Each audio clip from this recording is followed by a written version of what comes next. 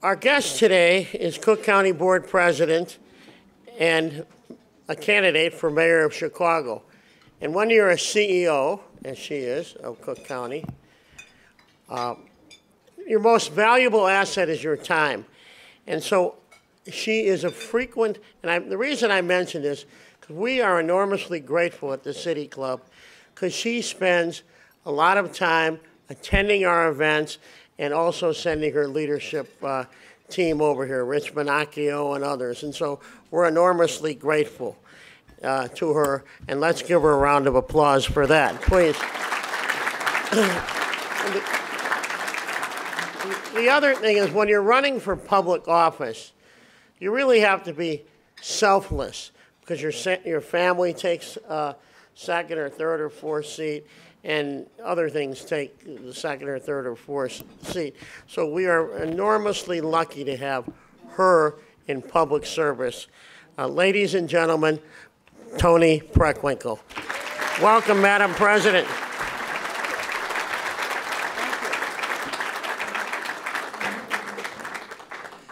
Good morning. I'm glad to be back at the City Club. But before I begin my remarks, I want to acknowledge a couple of elected officials. Commissioner Brandon Johnson, Cook County Commissioner Brandon Johnson, thank you. And Cook County Commissioner Kevin Morrison.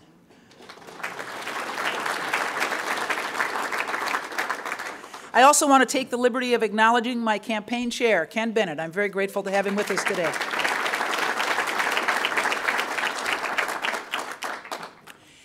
You know, I've always believed, as an elected official, that it's not enough to do the right thing. You have to talk to people about what you're doing and listen to their responses and concerns. And that's the belief that's led me to the City Club so many times over the last 8 years. I make a regular pilgrimage here to discuss the challenges we face, the plans we have to address them, the progress we've made, and to answer your questions. And I have the mugs to prove it. But as you know, this morning is a bit different. In 20 days, the next mayor will be chosen. This election is historic. Not long ago, the idea that two African-American women would vie for this spot would be considered impossible. But that doesn't mean that we should be viewed as indistinguishable. We took very different paths to get to this point, and I want to spend some time this morning sharing my path. As I'm sure you know, I'm a teacher by profession. I spent 10 years in the classroom, and I absolutely loved it. Working with young people connects you to the future in a way that few other professions can. Their energy and enthusiasm is contagious.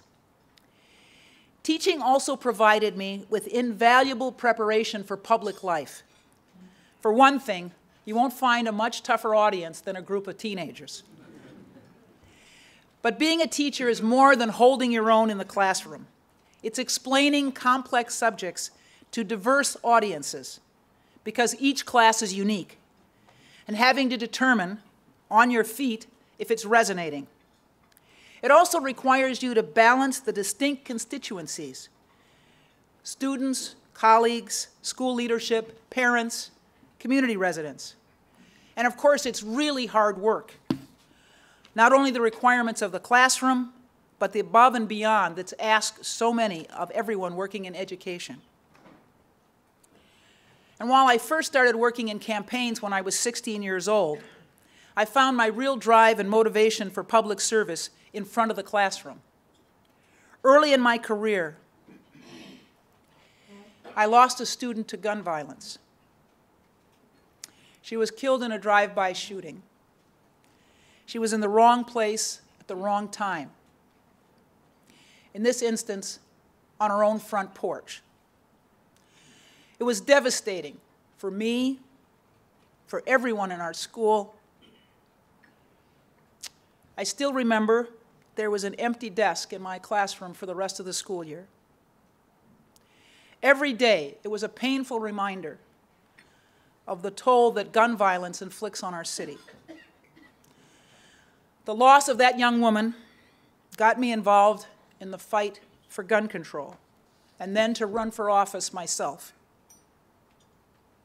As some of you may remember, I ran for alderman twice as an independent Democrat and lost before I won on my third try by 109 votes.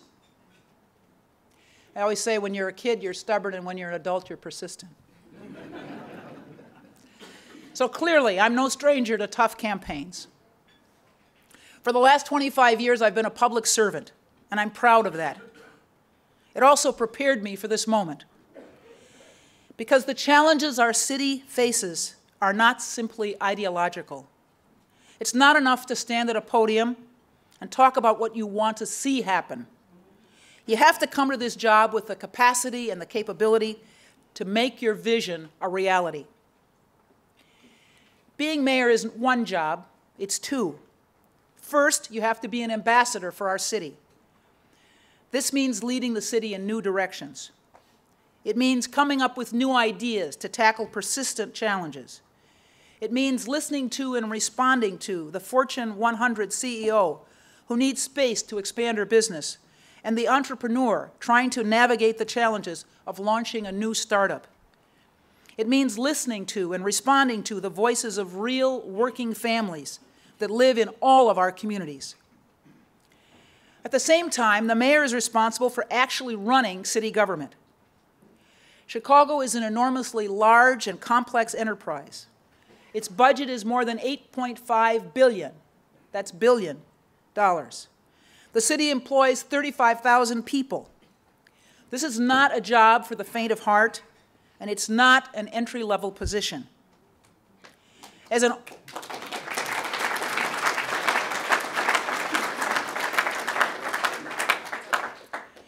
alderman on the South Side, I work to rebuild struggling communities. As president, I've worked to bring stability to our healthcare system and justice to our public safety system. I've fought for more affordable housing, fair wages, equitable schools, and accountable police. Over the last 8 years, we've made incredible progress rebuilding faith in Cook County government. The financial foundation of our government is strong. We've demanded a responsible, transparent budgeting process. And as a result, we have overwhelmingly passed 9 budgets, solving for $2.1 billion and cutting $850 million in expenditures. Our county government is smaller and stronger than when I took office 8 years ago. We've reduced our county workforce by 13% while improving the services that we provide to the people of Cook County. Our commitment to fiscal responsibility has given us the credibility necessary to advance a progressive agenda that prioritizes public health and public safety. In these past 8 years, we've succeeded in providing health care coverage to more than 320,000 people who've been living without health insurance. And I'm very grateful that Dr. Jay Shannon is with us today. Thank you, Jay, to you and your team. We've also dramatically scaled back the discriminatory practice of cash bond on people charged with nonviolent offenses. This has provided defendants and their families with relief from the burden of an unfair and unjust system. And it's eased the burden on taxpayers by reducing the jail population by 40%. We've also worked hard on economic development. Before I took office, Cook County had little or no role in promoting the economy of this region. I knew that had to change, because I know how important it is for government to work with the business community. I have a great deal of respect for business leaders who've made Chicago an international hub, and the many corporations who've chosen to base their headquarters here. The next mayor must be ready, willing, and able to effectively engage with our companies and industries, from tourism to technology. I'm grateful to count on the support of Howard Tolman, the founder of 1871, and I appreciate his counsel to meet and engage with some of the leaders in the tech industry. Earlier this week, I toured Matter, a healthcare incubator, and met with tech entrepreneurs of 1871 to discuss the opportunities and initiatives within their growing industry. You may not know this, but much of my career has been devoted to economic growth. As a staff person in Harold Washington's Department of Economic Development, as an alderman in the city of Chicago, and as president of the second largest county in the nation. In the Washington administration, I worked with communities to bring about balanced development. I brought that experience to my job as alderman, where I spent 19 years with community members, businesses, and developers to rebuild my ward. As president, I created the Chicago Regional Growth Corporation, and for the first time ever, brought together the 7 surrounding counties and the city of Chicago to collaborate on regional economic development priorities. I have a track record of working to grow our economy. One of my first actions as president was to create a council of economic advisors in order to bring together business leaders from across sectors to develop a plan for how Cook County could be a better advocate for economic and business development. It's chaired by John Rogers from Ariel Capital, who's with us today, and includes Kevin Willer, formerly of Google in 1871 and currently Chicago Ventures, as one of its members. With the Council of Economic Advisors, we work to support existing businesses and help to create new ones. We executed plans to build on our strength, our regional strength in metal manufacturing, streamline the costly complexity of truck permitting, and help small and medium-sized businesses expand their operations through exports. With my decades of experience in economic development, one of the most important lessons I've learned is that we cannot foster economic growth at the expense of economic equity. We can only have real success as a city, as a region, if we ensure that everyone contributes to and benefits from our economic growth.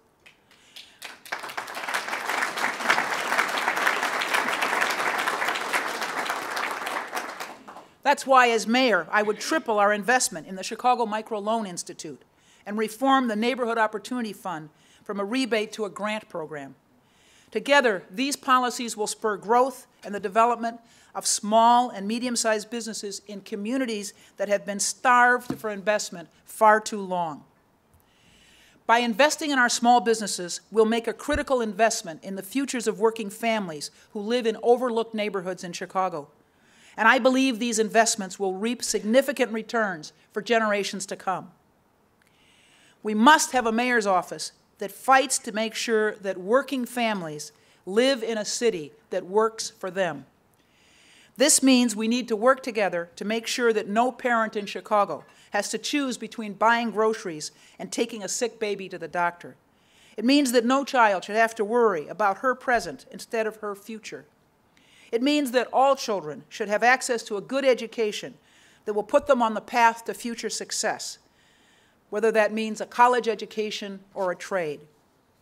It means that everybody in every community should feel that the mayor of Chicago sees them, hears them, and more importantly, works to represent them and their interests. For most families, the top issue is simply making ends meet. That's why I've always advocated for a living wage.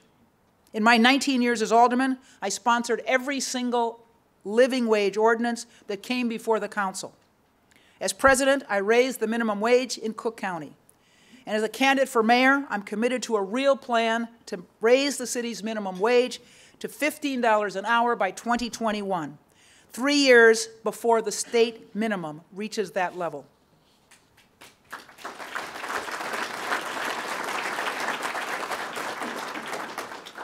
In today's economy, when having both parents in the workforce is an economic necessity for many families, we need affordable, high-quality child care more than ever. I'm joined today by Jamila Wilson. Jamila has been a licensed home child care and early learning provider in Austin for nearly 14 years, and she runs Bright Start Daycare. She understands the struggle that small businesses face in terms of access to resources and lack of stability in the face of under-resourced communities. She also knows firsthand the challenges of facing the child care industry today, ranging from arbitrary income limits on public assistance programs to a workforce shortage caused by low wages. As mayor, I commit to working directly with the child care and early childhood education industry with providers like Jamila, with advocates, and with parents to develop a plan that makes Chicago a national leader in more accessible, quality child care.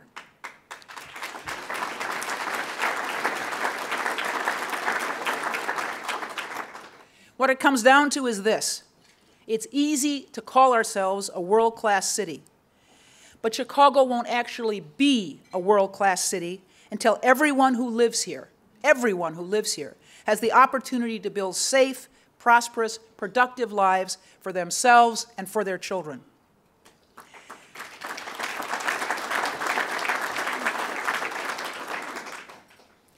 I promise to work hard as your mayor, but first I'll take your questions.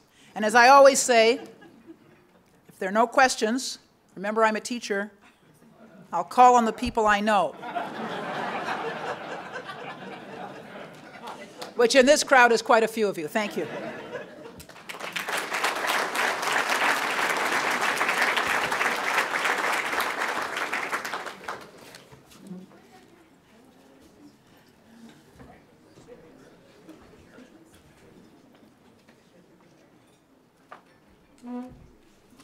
Thank you very much, President Preckwinkle. 8 mugs, huh? We're going to have 9, so you'll have a baseball team. You may have more.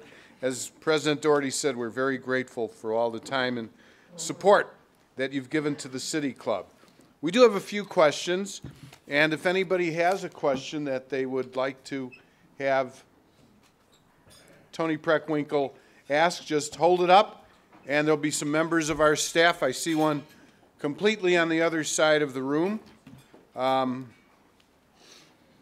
We'll pick them up and ask as many of these as we can in the time that we have. Okay. This is from John Wober, who's affiliated with Mobility Innovation. What is your timeline for a potential RFP and goals for creating an equitable minority concessions program at O'Hare Airport?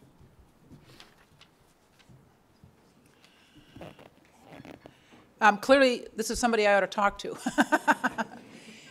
We're in the midst of a major renovation at O'Hare, and it's an opportunity for us to support our local and minority-owned and women-owned business enterprises in a very substantial way.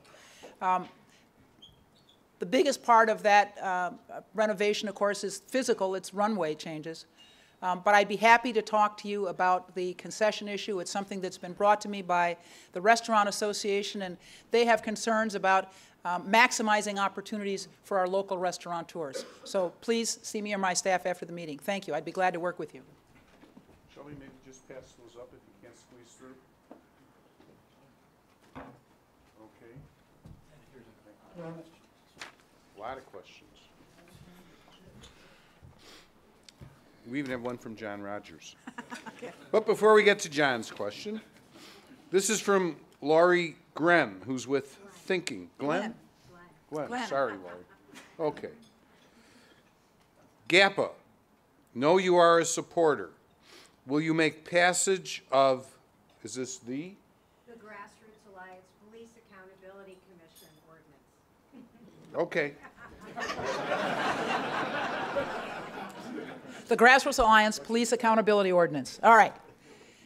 This is the proposal for police accountability and reform that's been put forward by the Black Caucus and the City Council, and the answer is yes, I will work to ensure its passage. Okay. John, this is your question. Can you tell us about the young talent that you have developed that are now providing leadership in our state? So I have been a teacher, 10 years in the classroom, nurturing and supporting young people. And I always say that politics is public education. And I've also been a Democratic committeeman since 1992. And it was always my conviction that I needed to support and nurture younger people who were interested in public service, both in my government positions and as a party official. And I remember in 1996, I was approached by a gangly young community organizer who was looking to run for the state senate, whom I knew from his earlier work in 1992 around voter registration. I pledged my support for him against a more established Democrat, and he was elected in 1996. That young man, of course, was Barack Obama.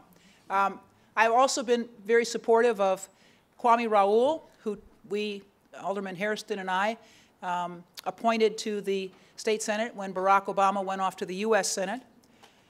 I'm very proud of the fact that he's our Attorney General. I was a strong supporter of my former Chief of Staff, Kim Foxx, who's now our State's Attorney, and there are other people in this room, Kim DuBouclet, Josina Morita from the Metropolitan Water Reclamation District, Kevin Morrison and Brandon Johnson, who I've been pleased to support as county commissioners, all part of the next generation of leaders in the city and the county, and I'm proud of the work that I've been able to do to support their ambition and their public service.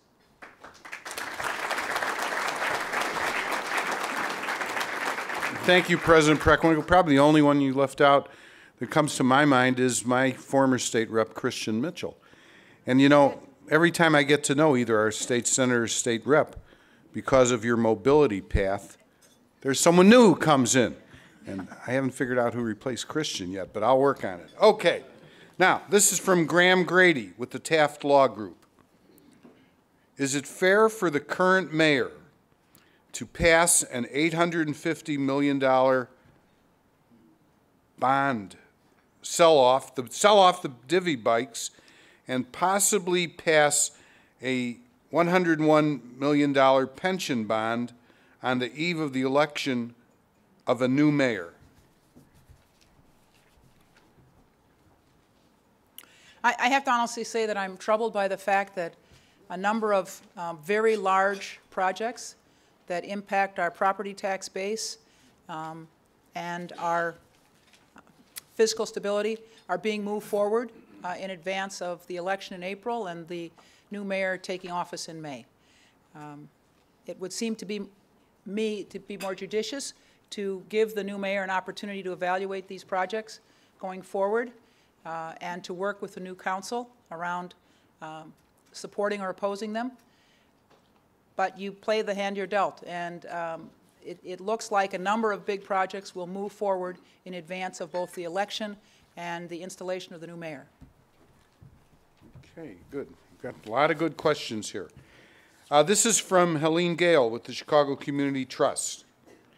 Her question is, what do you see as the role of the philanthropic community could play in your administration, other than giving you grants? Giving us grants is not a small thing. You know, we have, in the last 8 years, tried to work closely with the philanthropic community and advocates, particularly around criminal justice reform. And I'm very grateful to the Chicago Community Trust and the MacArthur Foundation in particular for the lead roles they've played in trying to address the challenges presented by the violence in so many of our neighborhoods. Our corporate philanthropy and our foundations have kind of led the way in addressing the violence that challenges so many of our communities.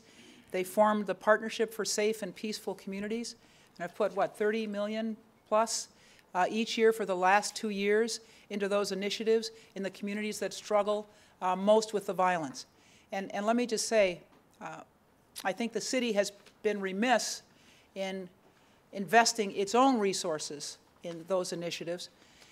After the terrible spike in murders in 2016, the philanthropic community stepped up and in 2017 and 2018 made these tens of millions of dollars of investment. For the first time in this year's budget, there's an Office of Criminal Justice or Violence Prevention, but New York and Los Angeles have had such offices for more than a decade and used those offices as a focus for grant distribution, for working with stakeholders, keeping everyone on the same, rowing in the same direction, and as a public policy locus. And we need to do the same thing here in Chicago. We need to invest public resources in anti-violence, anti-recidivism, and restorative justice initiatives. And frankly, that's what we began to do in the county 5 years ago. The county is responsible for public safety. We're responsible for the courts and the jail.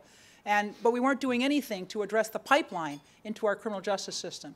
And so we revived our Justice Advisory Council, and that institution presently has distributed $18 million in grants over the last 5 years. Not as much as we need to do, but it's a start. And the city needs to step up in the same way and address the challenges presented by violence in so many of our neighborhoods. Everyone has the right to feel safe in their home and in their community. That's the first obligation of government.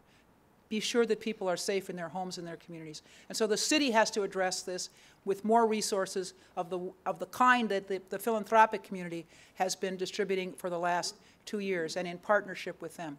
So as I said, I'm very grateful, particularly to Chicago Community Trust and the MacArthur Foundation for their leadership in this arena. We've worked closely with them. As county government, we hope to work closely with them as mayor. Thank you very much, President. This is from John Wells with Hilton Chicago, and he's affiliated with the hotel community. Chicago is having its 5th year of tourism growth. What is your position on Chicago's 17.4% occupancy tax, which is already higher than its biggest convention competitors, Orlando and Las Vegas? Well, given the fiscal challenges the city faces, I don't think I can say that I would be in favor of reducing taxes. But let me just say, I think that we have to have a level playing field, so we have to look at the B&Bs and Airbnb and the other players in this arena that provide short-term stays for people, and be sure that that the same regulations that are applied to them as are applied to our hotel and motel industry. Okay, we have a lot of questions, a lot of different areas. This is from Michael Edwards, who's with the Chicago Loop Alliance. Where are you at, Michael? Okay, we're glad to have you. By the way, I see you're not a City Club member. We have almost 2,500 members. $50, Michael, you become a member. We won't do any other testing. His question goes to everybody else who's not a member here as well. Are you supportive of the City of Chicago's Special Service Area Program? Special service areas, these are geographically defined areas where a portion of the tax, the property owners within that region agree to a little bit of increment in their property tax so that they have sequestered resources to meet some of the challenges that their particular geographic area may face. Yes, I'm in favor of this program. I think it's a great idea. We created a couple of special service areas in my ward when I was alderman on our retail strips to provide additional work keeping the streets clean and making sure that the streets were safe. I think it's a great idea. Okay, this is a question that deals with criminal justice. It's from Howard Eder. Howard, where are you? Back there, okay.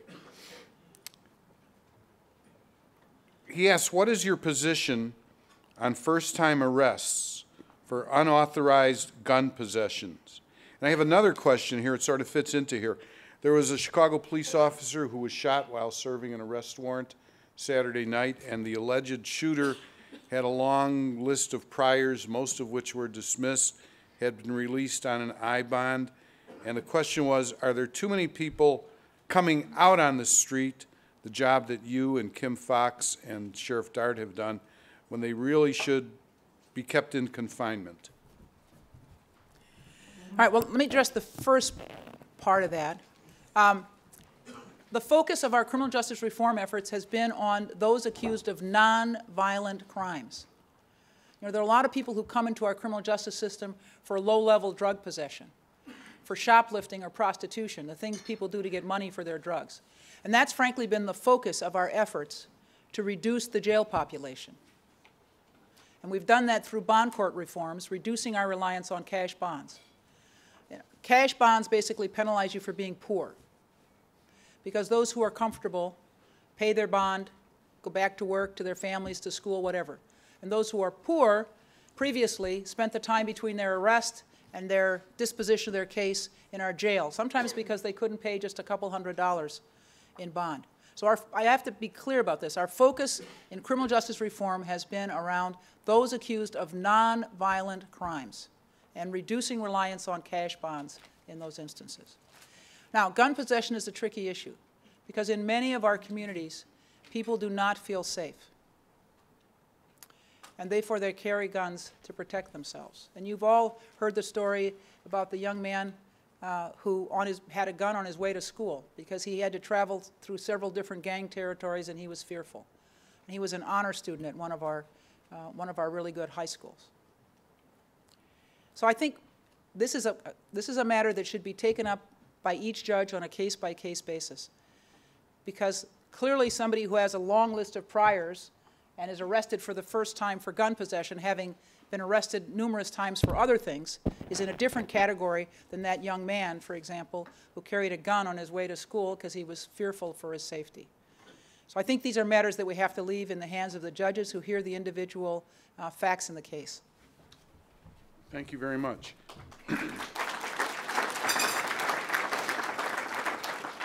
Now, this question's from Mr. Quintel Howard, who's one of the Urban Prep seniors back there.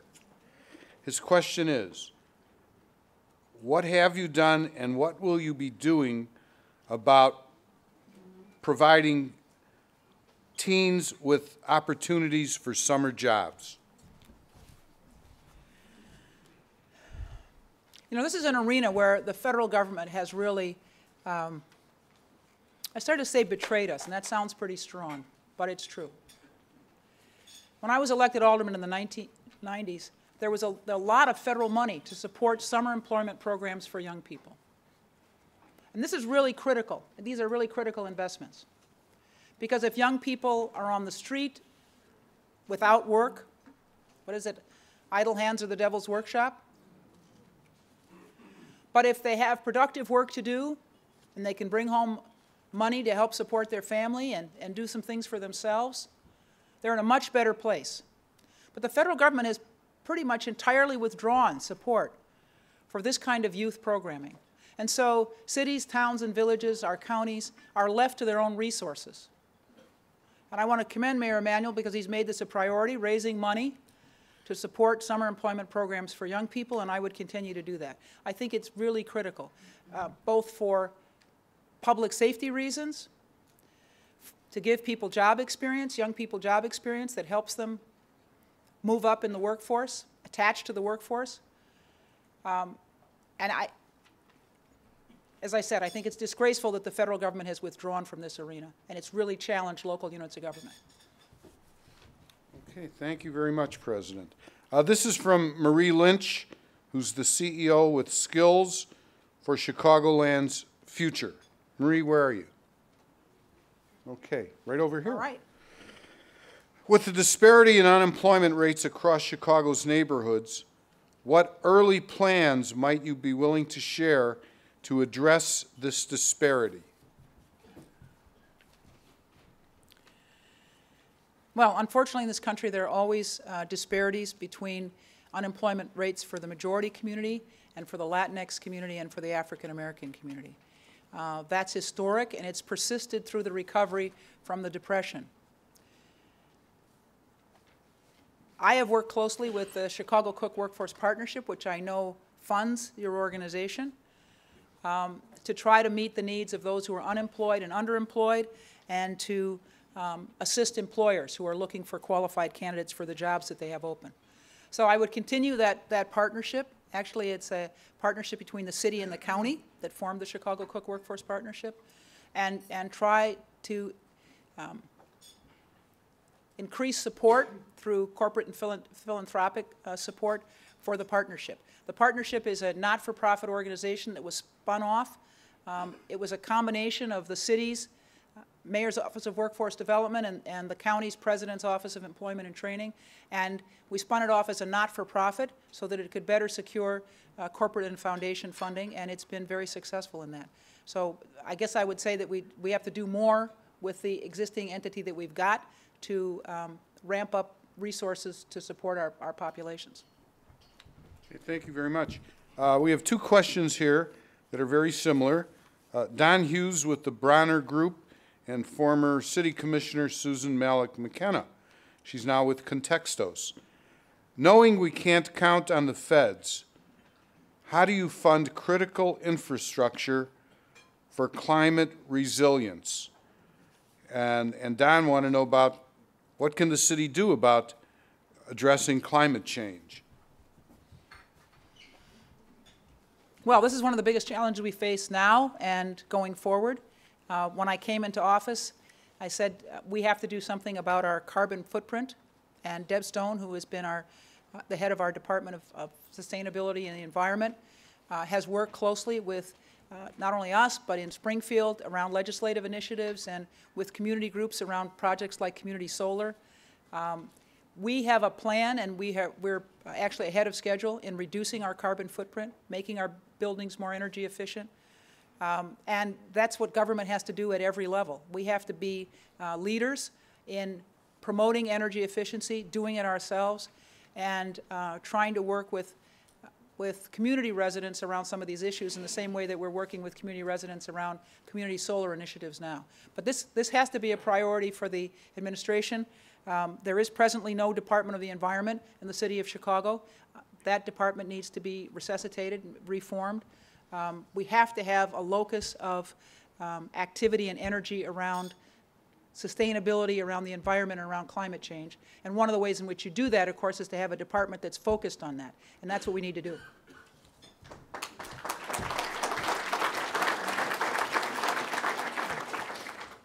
A lot of questions, huh? Yeah, We had all a over the cut- place, too. Absolutely. Well, this is from John Borling, General John Borling. Since the military is the most trusted institution in America, does expanded access to service appeal to the next mayor of Chicago? Well, I want to give credit to one of my opponents in the first round, Paul Vallis, actually two of them, Paul Vallis and Gary Chico, because when they were responsible for our public schools as superintendent and chair of the CPS board, respectively, one of the things they did was start military academies.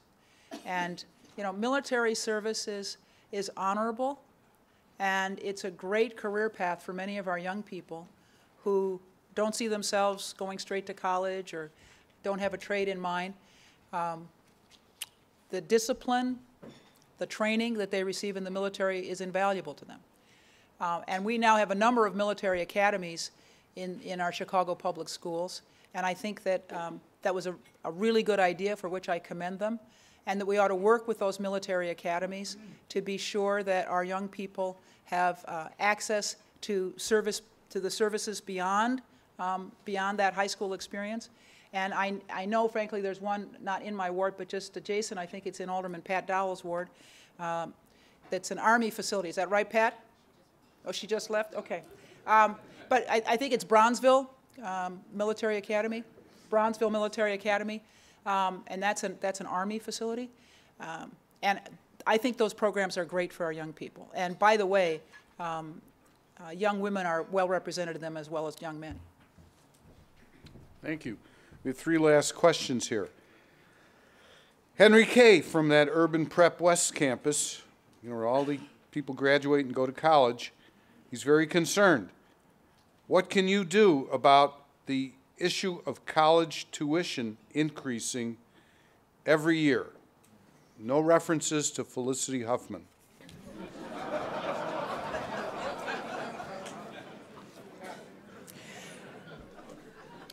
You know, I think it's important to acknowledge the things that are outside your purview. And college tuition is one of those things that's outside the purview of the mayor of the city of Chicago. This is a real challenge for us because we've gotten to the point in this country where we think that the fiscal responsibility, the financial responsibility for a person's education is entirely on them. And, you know, the whole society benefits if our population is better educated. When I was coming up, there were National Defense Education Act loans, which I had in school. And if you did something like teaching or if you went into health care, you could have your loans forgiven if you were doing some kind of public service. And that's a great idea. And we need to go back, frankly, to those kind of programs. because our young people often come out with tens, if not hundreds of thousands of dollars in debt. It limits the choices they can make about what they do with their lives in terms of working, but it also hampers them financially, sometimes for decades. So I think advocating for national policies that enable this kind of debt forgiveness that we used to have with National Defense Education Act loans is something I would pursue. You know, we have a lot in common, President Preckwinkle. I was a recipient of an NDEA loan. Also, it allowed me to get through the U of C. Great. Okay, we have two last questions. One is from Paul King. He said, could you talk about the construction at Cook County Hospital and Corrections and the opportunities they provide for black construction firms, minority construction firms, women, veterans, etc.? We just finished an ambulatory care center just to the south of Stroger Hospital. It was a roughly $110 million project. We not only met our MBE and WB requirements, minority business enterprise, women business enterprise requirements, we exceeded them, and we also had a local hiring requirement that 7.5% of the labor force come within a 3-mile radius of the project. And on that score, we got about 18.5%, almost 19% of the labor hours worked were represented by people who lived in the 3-mile radius. So we had a real impact on those local communities just around the ambulatory care center. And also, we asked the development team, a private development team, very grateful to John Murphy and Dan Walsh, that is rehabbing the old Cook County Hospital as office space and as a long-term and short-term stay hospital. We asked them to meet the county's MBE, WB requirements, and they agreed to do so as well. So there are lots of ways as a government official that you can provide opportunity for local businesses, for minority-owned businesses, for women-owned businesses, and you have to look carefully for those opportunities and press our developers to meet those requirements. Okay, thank you. Final question. 3 weeks from today, you will either be the mayor-elect of Chicago or continue as president of the county board. Based on your exposure to and some of the forums you've attended with your opponent, how would you be able to work with her if she gets that one more vote than you do? And the second question is, if you are elected mayor, how do they pick the next president of the Cook County Board? You know, first of all, half of the people of the county live in the city of Chicago. So it's in the interest of the president of the county to work with whoever leads the city of Chicago. And secondly, legislation has been pursued in Springfield to lay out the way in which succession might take place at the county level. So that legislation is proceeding, and we hope to secure its passage. Okay, thank you. Let's give President Preckwinkle a big round of applause.